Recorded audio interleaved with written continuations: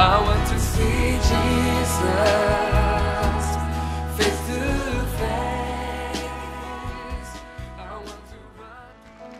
Saya suka sekali baca ayat 10 ini, saya ulang-ulang setiap kali membacanya. Karena ketika iblis frustrasi, saya bahagia.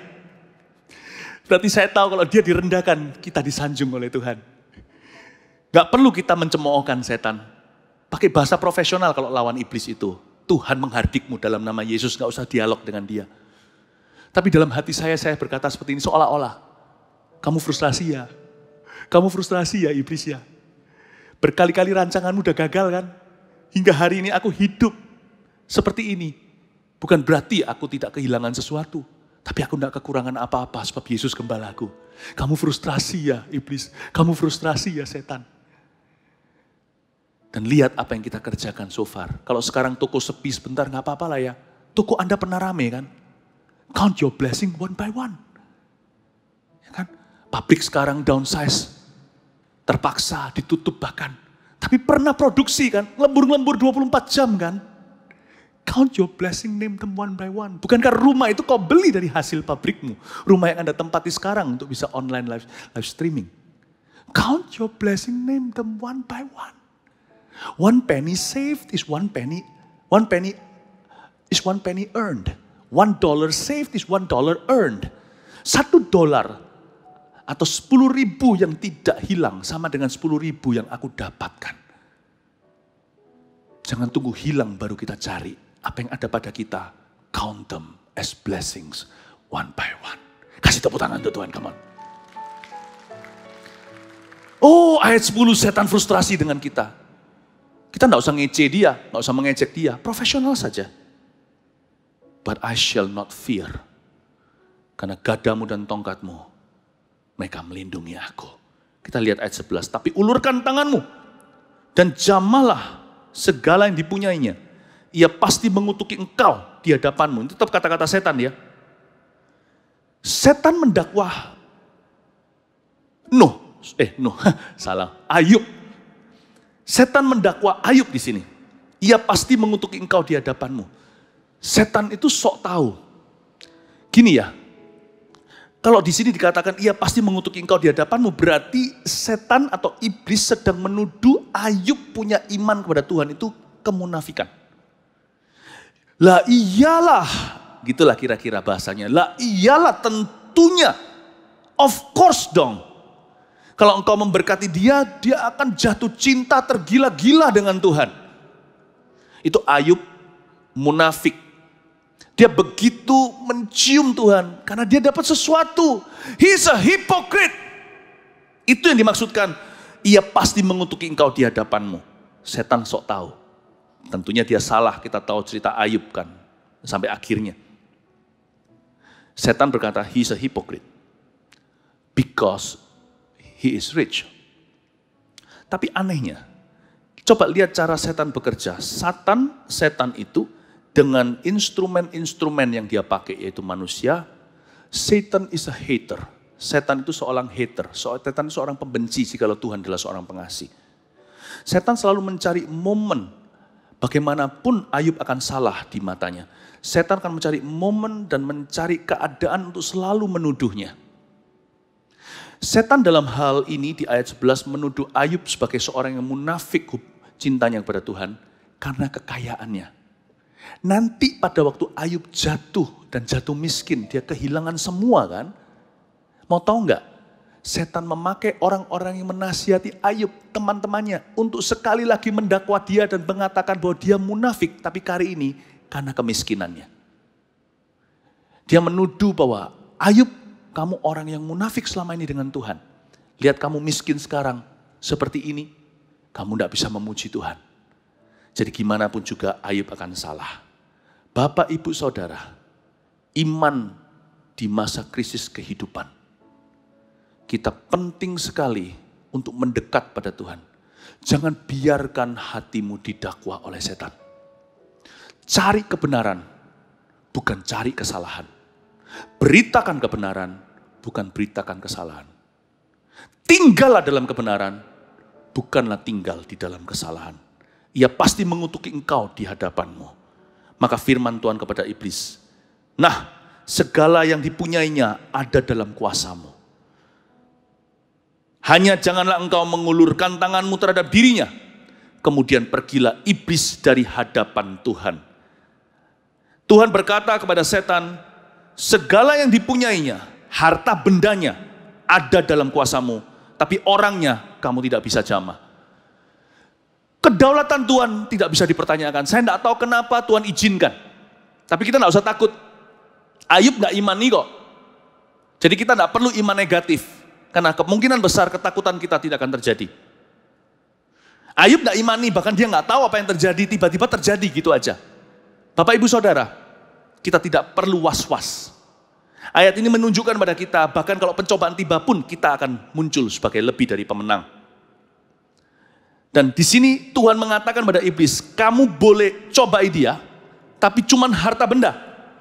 Tidak boleh jamah orangnya. Apa yang kita bisa pelajari tentang Tuhan dan tentang setan lewat ayat demikian? Bahwa setan itu kuasanya terbatas. Jadi jangan takut apa yang setan bisa lakukan dalam hidupmu. Karena Tuhan membatasi kekuatannya. Yang pasti kita tidak akan dicobai melebihi kekuatan kita. Takutlah akan Allah yang kekuatannya tak terhingga dalam kehidupan manusia. Jangan takut sama setan. Ayat ini tidak sama sekali membuat hati saya curiga sama Tuhan. Nanti terlalu dekat sama Tuhan aku dicobai sama setan. Kalau terlalu dekat sama Tuhan nanti aku diuji. Enggak. Ayat ini menaruh setan pada box yang seharusnya. Bahwa dia tidak maha kuasa. Yang ada di kuasamu itu pun Tuhan berikan. Kamu bisa apa-apakan harta benda, tapi bukan nyawanya. Do not fear Satan. He's limited in power. In what he can do to you. Dalam apa yang dia bisa lakukan dalam kehidupanmu, dia terbatas dan dibatasi oleh dia yang mengasihi kita. Takutlah akan dia yang tanpa batas dalam kehidupan kita. Katakan amin. Ya, kita baca beberapa ayat lagi, lalu kita selesai. Pada suatu hari ketika anak-anaknya laki-laki dan perempuan makan-makan dan minum-minum anggur di rumah saudara mereka yang sulung, datanglah seorang pesuruh kepada Ayub dan berkata, sedang lembu sapi membajak dan keledai-keledai betina makan rumput di sebelahnya. Datanglah orang-orang Syebah menyerang dan merampasnya serta memukul penjaganya dengan mata pedang. Hanya aku sendiri yang luput sehingga dapat memberitahukan hal itu kepada Tuhan. Wah, ini kasihan. Malah petaka pertama terjadi. Kita jangan GR iman dan berkata, aduh takut aku nanti kalau terjadi gituan. Ayub adalah orang pilihan untuk sengsara yang di luar batas manusia. Tidak semua orang seberuntung Ayub atau dipercaya Tuhan segitu. Tapi kita semua pasti punya salib yang kita pikul. Tapi mari kita lihat sekarang, dari ayat-ayat yang kita baca, setan itu bisa kerja apa aja dalam kehidupan manusia. Oke? Kita lihat ayat 15 sekali lagi, datanglah orang-orang Syeba menyerang dan merampasnya dan memukulnya. Saya kok jadi ingat Yohanes 10 ayat 10 ya, nggak usah dibuka. Pencuri datang untuk mencuri, membunuh, membinasakan. Tapi aku, gembala yang baik. Yesus berkata tentang dirinya, datang untuk memberimu hidup dan hidup dalam kelimpahannya. Oke? Jadi dari sini saya bisa ingat, inilah pekerjaan setan. Lewat orang-orang Syeba, dia menyerang, merampas, memukul. Katakan menyerang, merampas, memukul. Ya, nah, orang-orang Syeba adalah Southerners, orang-orang dari selatan di mana Ayub tinggal. Jadi setan itu bisa bekerja di dalam hati orang-orang yang tidak taat kepada firman. Setan itu bekerja in the hearts of the children of disobedience. Setan itu bisa bekerja di dalam hati orang-orang yang tidak taat sama Tuhan. Nah, dan kali ini setan memilih orang-orang Syeba, menyerang, mengganggu privasi seseorang, merampas atau mengambil hak orang dengan paksa. Ini semua perbuatan setan. Dan memukul penjaganya dengan mata pedang. Berarti kekerasan itu juga dari setan. Domestic violence, KDART.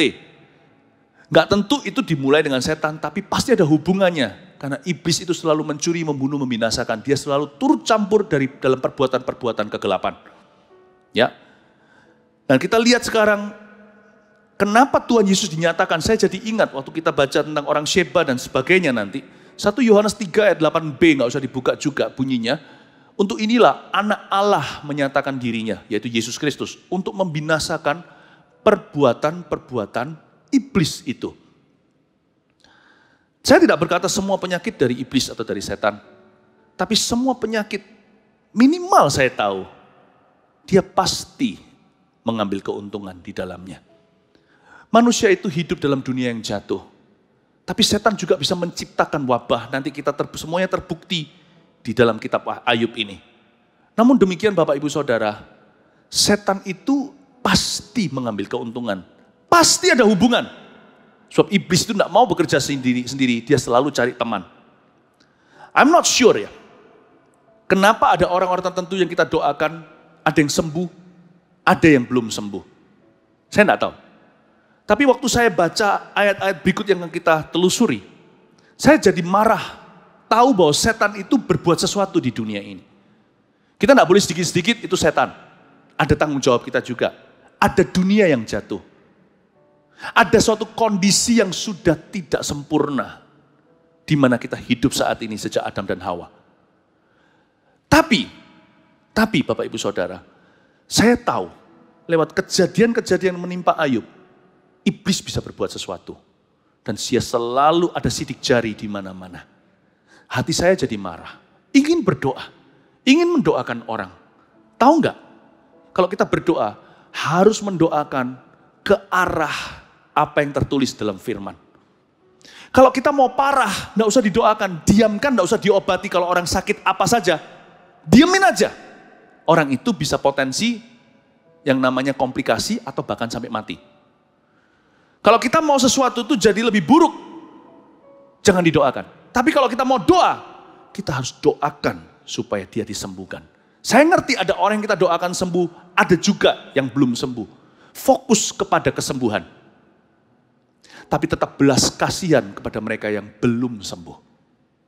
Tapi kalau kita mau mendoakan orang sakit, jangan doakan supaya kehendak Tuhan jadi. Kita tahu bahwa Yesus dinyatakan untuk menghancurkan, membinasakan perbuatan iblis.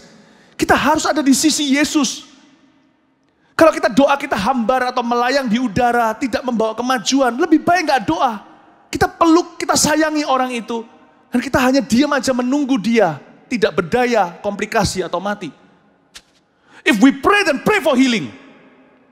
If we pray, then pray for a miracle. If we pray, then pray for a deliverance. Kalau kita berdoa, berdoalah untuk kelepasan, berdoalah untuk kesembuhan, berdoalah untuk sebuah mujizat. Mujizat terjadi atau tidak itu kedaulatan Allah, aku tahu. Tapi kita tidak ada larangan untuk berusaha, bahkan ada perintah untuk meminta. Ask, you shall receive. Minta, kau akan menerima. Cari, kau akan mendapatkan. Ketuk, pintu akan dibukakan. Saya akui, ada orang yang saya doakan belum sembuh juga. Tapi untungnya saya tidak fokus ke situ. Karena ada banyak orang sembuh karena kami doakan dengan iman yang bulat hati, iman yang teguh. Let's pray. Kita akan doakan orang-orang yang punya kebutuhan. Kalau Anda mau doa untuk bisnis Anda, doa dengan iman. Kalau tidak dengan iman, mending kita tunggu aja. Tapi kalau doa, doalah by faith. Doalah dengan iman. Doa itu harus ke arah apa yang tertulis dalam firman. Cari apa yang di dalam Alkitab, yang merema dalam diri Anda, untuk bisnis keluarga Anda, untuk kesehatan atau apa. Klaim itu, sebab engkau akan mengembang ke kanan ke kiri, keturunanmu akan memperoleh bangsa-bangsa. Percayalah kepada Kristus, engkau akan selamat engkau dan seisi rumahmu. Sebab Tuhan menilik dia di ranjangnya, berbahagialah orang yang memperhatikan orang lemah. Sebab orang itu ketika sakit akan disembuhkan. Dialah Yehova Rafa, penyakit kita yang dipikul dan ditanggungnya. Kita punya sebuah perjuangan namanya iman. Iman tetap adalah jawaban dalam krisis kehidupan. Apapun nanti hasil akhirnya. Kita tidak bisa mengeluh sama Tuhan. Tuhan punya kedaulatan.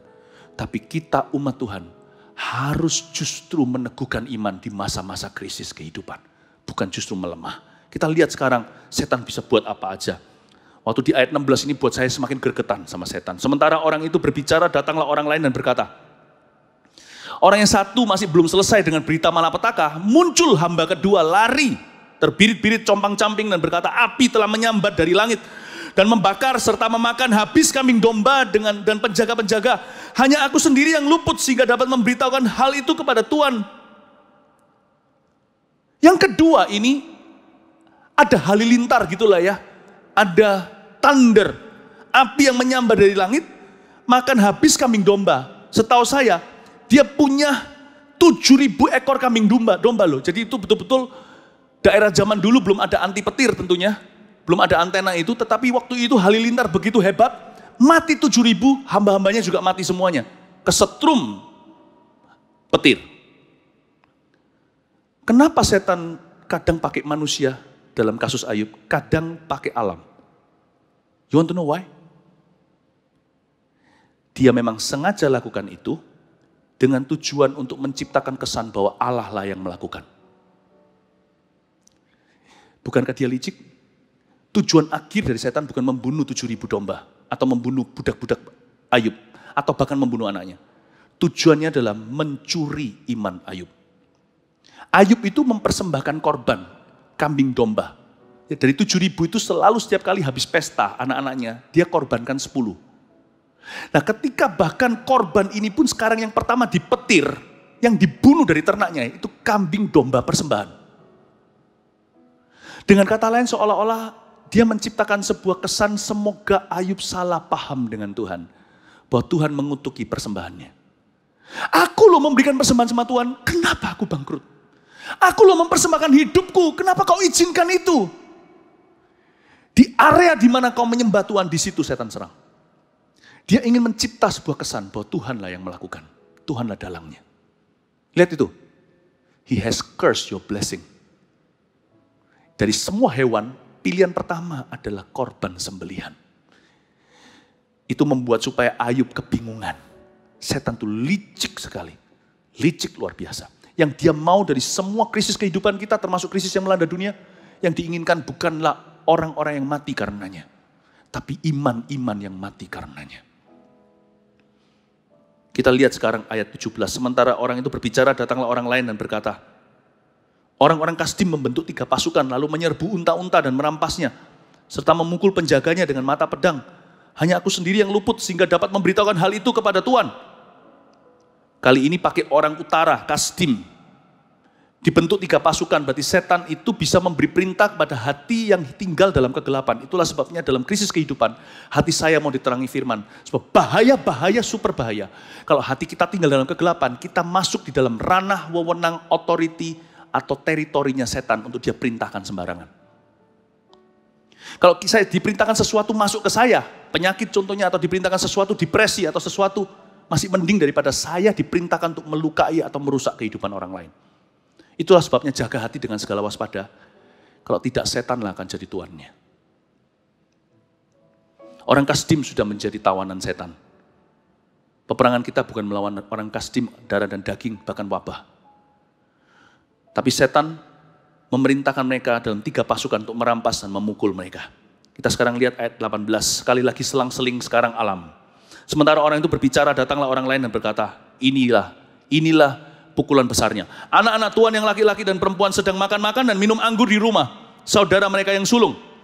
Maka tiba-tiba angin ribut bertiup dari seberang padang gurun rumah itu, dilandanya pada 4 penjurunya, dan roboh menimpa orang-orang muda itu sehingga mereka mati. Hanya aku sendiri yang luput sehingga dapat memberitahukan hal itu kepada Tuhan. Selang-seling dia pakai orang utara, orang selatan, lalu dia pakai halilintar petir, sekarang dia pakai angin, pakai angin taufan yang luar biasa, pohon-pohon berjatuhan, tapi yang roboh adalah rumah yang langsung menindih 10 jantung hatinya, yaitu putra-putrinya. Sengaja setan mengadakan serangan selang-seling, sekali lagi dengan tujuan untuk membingungkan Ayub terhadap Tuhannya. Supaya blur dia yang selama ini saleh jujur. Supaya akhirnya dia goyah imannya yang diinginkan oleh setan. Bukan nyawa atau kesehatannya. Bahkan rumah tangganya. Dia ingin imannya Ayub pergi. Sirna, broken, hancur. Jadi kita harus tahu yang ditakuti setan itu bukan obat. Iman kita. Itu yang utama. Yang diinginkan setan bukan harta. Iman kita. Berarti iman kita itu juga adalah jawaban pada akhirnya. Sekalipun Tuhan bisa punya. Ingat gak? Daud ketika dia membunuh Goliat, dia pakai alat. Ada batu 5 licin loh ya, tapi dia pakai 1 aja. Sudah berhasil. Saya berdoa, apapun yang kita alami di dunia ini selalu ada solusinya. Selalu ada ketapelnya dari Tuhan. Tapi ingat, cetusan Daud jelas bahwa ini berhasil bukan karena batu itu licin, tajam ujungnya, atau ketapelnya itu kuat. Dia berkata, aku datang kepadamu bukan dengan lembing dan tombak, tetapi dengan nama Tuhan. Faith is number one. Faith is the beginning, faith is the end. Di tengah-tengah itu alat, obat, dan sebagainya. Itu semuanya. Tapi percayalah, taruhlah harapan pada Tuhan, karena Tuhanlah yang menjaga pada ujungnya. Amin Bapak Ibu Saudara. Dan ingat yang diminta oleh Goliat, yang dimaui oleh Goliat, bukanlah nyawanya Daud, Saul, dan semua tentara Israel. 40 hari, dia 40 hari hanya mengejek-ngejek tentara pasukan Tuhan.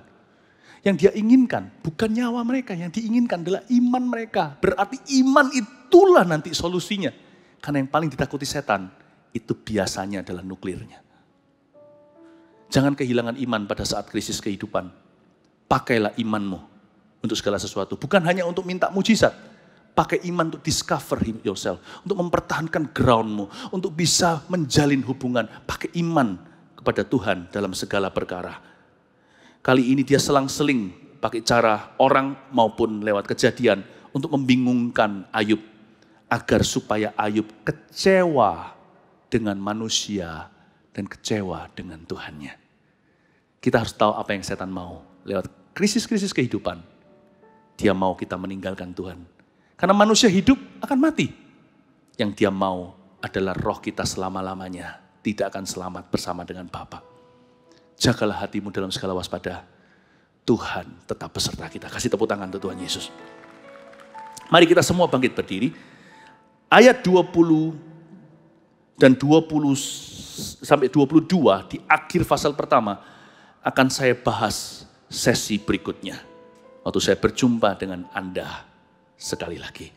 Kita akan nanti masuk ke Ayub pasal 2. Saya lanjutkan cerita di sana bagaimana Ayub menang atas depresi dan sebagainya. Tapi for now, untuk yang sekarang ini, di ibadah yang satu ini, cukup sampai ayat terakhir yang kita baca.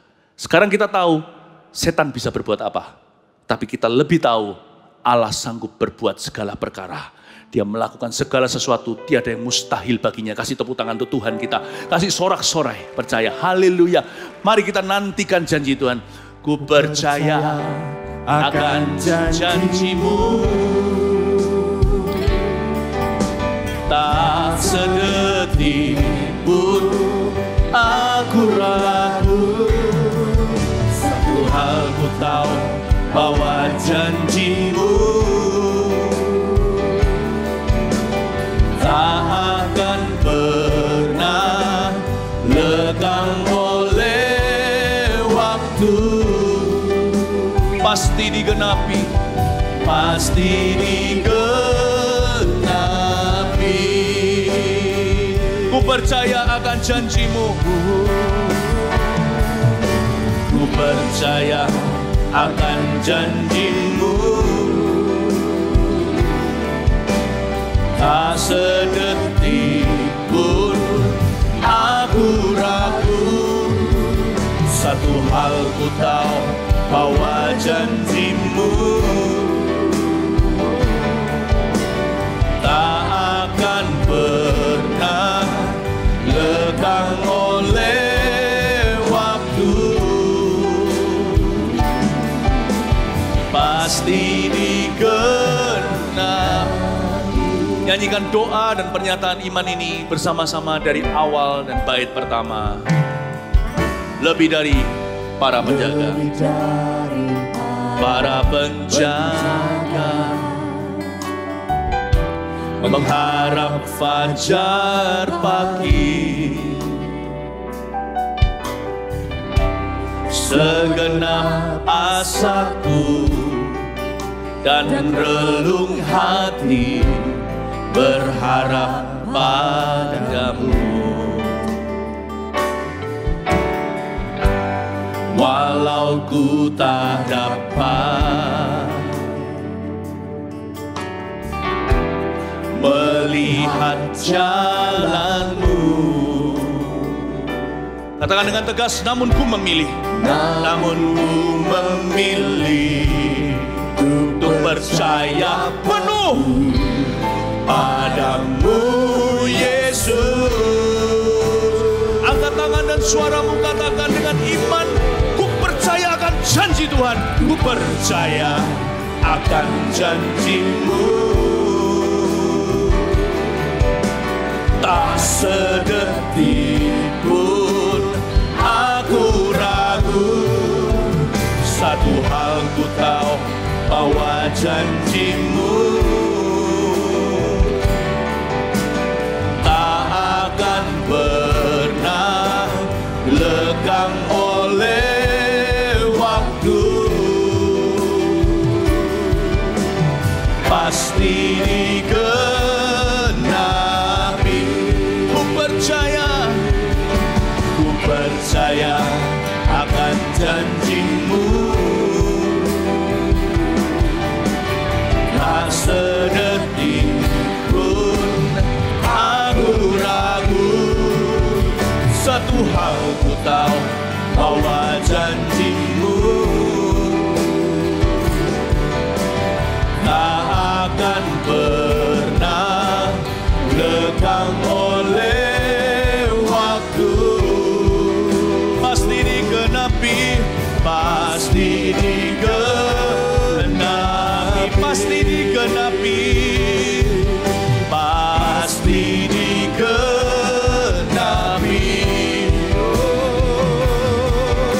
pasti digenapi.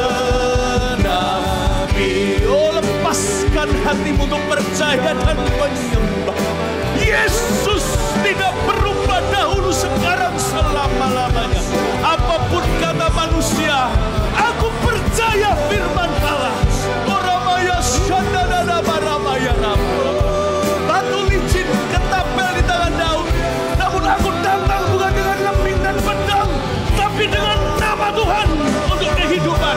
Sika baralamaya shandana maya shandana. Engkaulah Alfa dan Omega, iman, pengharapan, kasih yang awal dan akhirnya.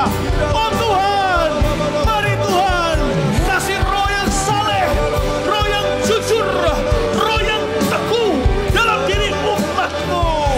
Inilah waktu untuk memuji Tuhan, bukan mengeluh. Sehingga para mata kabaya sadana bayaso, biara labayase adayaso, hinaya, biara labayasa dadara bayasa dadaya daya, biara labayase, biara labayaso, biara labayasa dadaya. Tuhan kuatkan umat-Nya, hiburkan. Oh, bimbing kami ke air yang tenang. Oh, tuntun kami di jalan yang benar. Oleh karena nama-Mu, kami datang dengan nama Tuhan. Nama Tuhan, nama yang teguh. Orang yang percaya akan berlari ke dalamnya dan diselamatkan. Orang makabaya syadana, Engkaulah gunung batu keselamatan-Mu. Yehova Rafa, Yehova Jireh, persediaan-Mu tak terbatas Tuhan. Engkaulah kesembuhan. Orang maya sandara laya sande, ia bayara labaya so,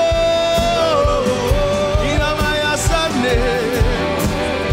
Shika bayara labaya sandara na maya sandara labaya so, ina la maya se, ina la maya la mama maya sandara la maya sandara maya so. Musik nyanyikan dengan lembut saja. Tuhan Yesus, hamba mau berdoa syafaat untuk umat-Mu. Mari kita letakkan tangan di dada. Ini applied to all of us. Applicable to all. Hamba berdoa di dalam nama Yesus Kristus. Gembala Agung, Kau dengarkan doa kami untuk jemaat yang Kau percayakan pada Gereja Mawar Sharon. Hamba berdoa di dalam nama Yesus Kristus. Bagi setiap business owner yang sekarang harus downsizing operation, mengurangi staff, dan juga mungkin jam kerja dan sebagainya. Tuhan kasih damai sejahtera. Hamba berdoa di saat-saat seperti ini tiap hari mereka akan tahu apa yang harus diperbaiki, seperti murid-murid ketika mereka beristirahat di tepi lautan, di tepi pantai Danau Galilea. Mereka memperbaiki jala. Hamba berdoa hari-hari ini munculkan strategi-strategi baru yang menyongsong musim baru di dunia kemudian setelah melewati yang satu ini. Hamba berdoa ya Tuhan Yesus, saat ini ya Tuhan Yesus, Engkau berkati dengan damai sejahtera agar yang mengambil keputusan untuk downsizing, Kau berikan peneguhan di dalam hati mereka bahwa ini bukanlah akhir, ini adalah permulaan sesuatu yang baru. Hamba berdoa di dalam nama Yesus, kirimkan kepada toko-toko daripada jemaat, customer-customermu, Engkaulah Allah 5 roti 2 ikan, kirimkan ya Tuhan Yesus yang dari Engkau datangnya, yang entah dari mana tiba-tiba muncul di depan mereka. Tuhan yang menyuruh gagak untuk datang, suruhlah rezeki untuk tiba, karena mereka punya penghidupan keluarga yang harus mereka terus dukung ya Bapa. Berikan pada kami hari ini makanan kami dan rezeki kami secukupnya, kepada jemaat-Mu yang tersayang Tuhan. Restorer of broken walls. Roh Kudus taruh di telinga saya sekarang, restorer of broken walls. Selama ada waktu lebih banyak di rumah atau beberapa orang di rumah saja, isu-isu yang selama ini di bawah karpet, disapu di bawah ranjang, seolah-olah akan Tuhan munculkan. Setelah melewati musim ini, keluarga-keluarga akan lebih harmonis. Sebab ada isu-isu yang tidak terkatakan dulu karena kesibukan atau rasa jauh, sekarang mulai Tuhan munculkan untuk dibahas, dibicarakan dalam roh doa dan roh kasih di dalam setiap keluarga. Saya melihat tembok-tembok yang runtuh mulai dibangun oleh Tuhan. Tapi tembok-tembok sebelah dalam dari luar rumah itu kelihatannya alright, tidak apa-apa, temboknya tidak ada yang jatuh. Tapi di dalam ada tembok-tembok sebelah dalam. Pilar-pilar yang jadi struktur itu akan satu persatu Tuhan perbaharui. Hamba berdoa memberkati dialog-dialog di rumah-rumah, di meja makan, di ranjang. Ketika ayah ketemu dengan anaknya, suami dengan istrinya, mama dengan putra-putrinya ya Tuhan Yesus. Antara saudara dengan saudara, aku berdoa ya Tuhan, I bless their dialogues, dialog mereka dengan Kristus. Supaya ya Tuhan Yesus keluar dari masa ini, keharmonisan menjadi buah berikutnya. Terima kasih Bapa, haleluya. Orama kapaya shanana. Kita berdoa aja terus. Kina mata kaya shana, hina marapata kaya rapata kaya shanana mata kamarapa. Kina rapa-rapa Bapa, bawa doa ini ya Tuhan sampai kepada pasien yang kena COVID-19, kena corona ini Tuhan Yesus. Somehow bagaimana caranya mereka akan mendengarkan online ini. Ayo doa, if I pray for you, I'll pray for your healing. Aku akan doa untuk kesembuhanmu, sebab bagian mengobati sudah ada dokter dan perawat dan suster yang Tuhan sangat-sangat pakai hari-hari ini. But I'm gonna pray for healing, for your healing. Kita akan berdoa untuk kesembuhanmu. Aku kutuki semua penyakit dan virus itu keluar dari paru-paru orang itu di dalam nama Yesus. Keluar dari tenggorokan, keluar dari tubuhnya. Aku kutuki seperti Tuhan mengutuki pohon ara kering sampai ke akar-akarnya, cabut tanaman yang bukan dari Bapa. COVID-19, Corona, di dalam nama Yesus I rebuke you. The Lord rebukes you. Tuhan menghardikmu. Di dalam nama Yesus kami menengkingmu. Keluar dari orang itu supaya orang itu bisa bernafas lega kembali. Demamnya turun, aku usir setiap demam, setiap virus di dalam nama Yesus. Di dalam nama Yesus Kristus I speak healing in Jesus name. Yehovah Rafa, panci-pancinya adalah kasih, panci-pancinya adalah kesembuhan. Receive healing in Jesus name. Terima di dalam nama Yesus Kristus. Ora makapaya shana nama takapaya baraba. Ora makapaya shana nama takapaya shana nama. Ora baya baraba. Haleluya. Ora makapaya shana nama ya. Ora baraba baraba. Tak sedetik pun aku ragu. Satu hal ku tahu, bahwa janjimu tak akan pernah lekang oleh waktu. Katakan dengan iman, pasti digenapi. Pasti digenapi. Pasti digenapi. Pasti digenapi. Pasti digenapi. Pasti digenapi. Kasih tepuk tangan bagi Tuhan, haleluya. Musik terus jalan. Ora makamaya shana. Saya tergerak untuk kita berdoa bagi para dokter, perawat, suster yang ada di garis depan dengan pasien-pasien wabah. Mari kita angkat tangan kita mendoakan mereka sekalipun kita bukan mereka. Di saat inilah profesi saling sesama profesi dengan satu profesi yang lain yang sama-sama mengerjakan kemanusiaan. Apalagi kerajaan Tuhan bagi orang-orang percaya. Jangan saling mendahului dan mencelakakan. Inilah saatnya kita saling mengcover dalam doa. This is the time for brotherly love. Di saatnya waktunya untuk kita saling menutup bungkus satu sama lainnya dalam doa. Bapak hamba berdoa mula-mula untuk para dokter perawat yang merupakan jemaat yang kau percayakan pada kami. First thing first, dari Yerusalem, Yudea, Samaria, selalu mulai dengan yang terdekat dulu. Kami berdoa untuk covering. Hamba berdoa untuk keluarga mereka yang mungkin tentunya ada khawatirnya. Kasih damai sejahtera yang melampaui akal budi yang tidak masuk akal. Tapi kalau Tuhan memberikan damai sejahtera itu, pasti ada perlindungan yang tidak masuk akal pula. Aku klaimkan perlindungan itu atas mereka. Ya Tuhan Yesus, atas semua jemaat tentunya, kekebalan tubuh. Ya Tuhan, daya tahan tubuh yang tinggi di dalam nama Yesus. Ya Tuhan Yesus, oleh darah Yesus, darah anak domba, darah Paskah itu. Terima kasih Tuhan. Hamba berdoa khususnya untuk mereka yang bersentuhan dengan pasien secara langsung. Mungkin mereka punya alat-alat yang untuk melindungi diri yang sudah baik. Bahkan yang sudah baik pun kami tetap lindungi dalam doa. Apalagi mereka yang belum mendapatkan peralatan itu secara sempurna. Di dalam nama Yesus Kristus, perlindungan-Mu ya Tuhan Yesus. Allahnya Sadrak, Mesak, Abednego yang masuk ke api, tidak satu pun, bahkan rambutnya pun tidak hangus. Sabuknya pun tidak hangus. Baju sirahnya pun tetap di sana. Jubahnya pun tidak ada bau api. Aku berdoa di dalam nama Yesus, api tidak bisa kena hamba-Hamba-Mu.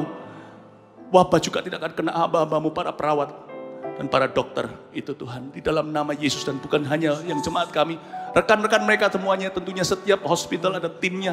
Aku berdoa, you bless them in Jesus name. Dan justru di masa-masa seperti ini, banyak orang-orang yang berprofesi medis akan menemukan kasih Yesus. Banyak di antara mereka akan mengenal Tuhan lewat masa-masa seperti ini. Terima kasih ya Tuhan, terpujilah nama-Mu. Tetap berdoa. Ada telinga seseorang, Roh Kudus katakan, pernah nggak tahu kemasukan air atau kemasukan apa? Bukan air, sesuatu benda tajam, mungkin anak seseorang. Lalu selalu keluar cairannya dan pendengarannya mulai berkurang. Di dalam nama Yesus, mari kita berdoa di dalam nama Yesus. Tuhan, sembuhkan orang itu. Roh Kudus katakan di dalam hati saya, dan secara jelas orang itu disembuhkan. Bukan hanya satu, ada satu yang anak-anak yang lebih kecil, ada juga satunya lagi.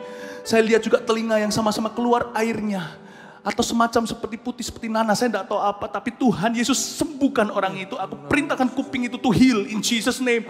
Suara berdenging di telinga yang terus berdenging, khususnya di bulan-bulan sebelumnya. Dengungan itu terdengar hanya waktu mau tidur atau lagi tempat kesepian. Tapi sekarang di tempat keramaian mulai kedengaran. Anda ketakutan, Anda tidak bisa berbuat sesuatu dengan itu. Aku tengking dengungan itu. Dan Tuhan memberimu pendengaran yang baru. Tidak ada defect, tidak ada kerusakan. Tuhan pulihkan, Tuhan yang memulihkan tembok-tembok rumah-rumah tangga. Tuhan memulihkan alat pendengaran Anda. Dalam nama Yesus, terimalah. Haleluya, kasih tepuk tangan untuk Tuhan. Ada satu orang yang matanya selalu, salah satu matanya melihat seperti ada satu dot, ada satu titik hitam. Dan dia tidak bisa hilangkan itu, sesuatu kerusakan mungkin pada penglihatan Anda. Tapi ada satu titik hitam dan itu sangat mengganggu, seperti ada butterfly, seperti ada kupu-kupu yang ada di situ terus. Dan itu bukan indah, itu Anda lihat kemana-mana. Seperti kalau Anda menonton TV, televisi, lalu di situ ada satu hitam di tengah-tengahnya. Ya, meskipun Anda masih bisa melihat, tapi sangat mengganggu. Dan sedetik saya mengatakan itu di dalam nama Yesus, titik itu lenyap, kegelapan itu pergi di dalam nama Yesus. Apapun penyebabnya, Tuhan menjamahmu secara fisik saat ini. Haleluya. Orama kapaya syakapata kamaya ramata, kinamaramata kapaya parapata kaya shanana mata kamaya ramata kapaya ramata kapaya. Haleluya, haleluya, haleluya. Dan Tuhan, I speak healing over your people. Give them divine health, kesehatan ilahi dari Engkau di dalam nama Yesus. Dan kau jemput setiap orang-orang dalam pekerjaannya.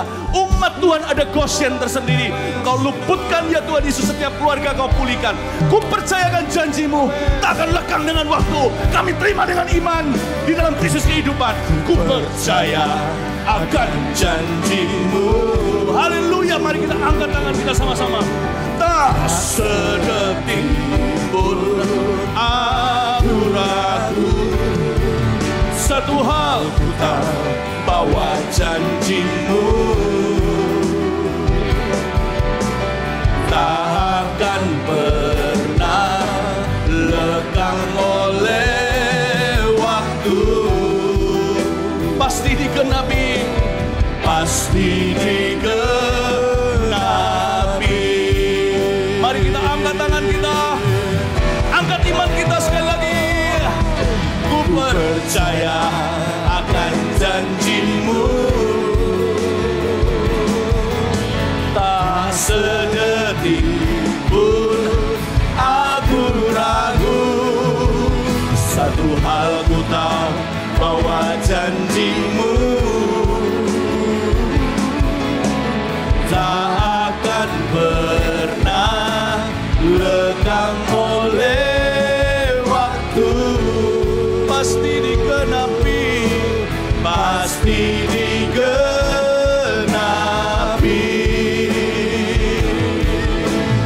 pasti digenapi, oh, pasti digenapi. Haleluya, haleluya. Berikan sorak-sorai kemenangan dengan iman. Haleluya. Terima kasih Tuhan. Di penghujung daripada ibadah kami hari ini, kami hanya mau memuji-Mu. Terima kasih. What the Lord has done. You've done a lot. Engkau sudah melakukan banyak dalam kehidupan kami. We count our blessings one by one. Kami hitung satu persatu berkat-Mu. Engkau memagari umat-Mu dan keluarganya. Dan apa yang mereka miliki. Dan apa yang mereka kerjakan. Seperti yang Kau lakukan pada Ayub. Engkau akan meningkatkan dan menambahkan. Terima kasih untuk musim ini, di mana kami bisa mendekat pada Tuhan dan menghargai perkara sederhana lagi. Thank you untuk detox-detox yang dari Tuhan datangnya. Hidup kami tentunya di dunia ini sudah terlalu enak Tuhan.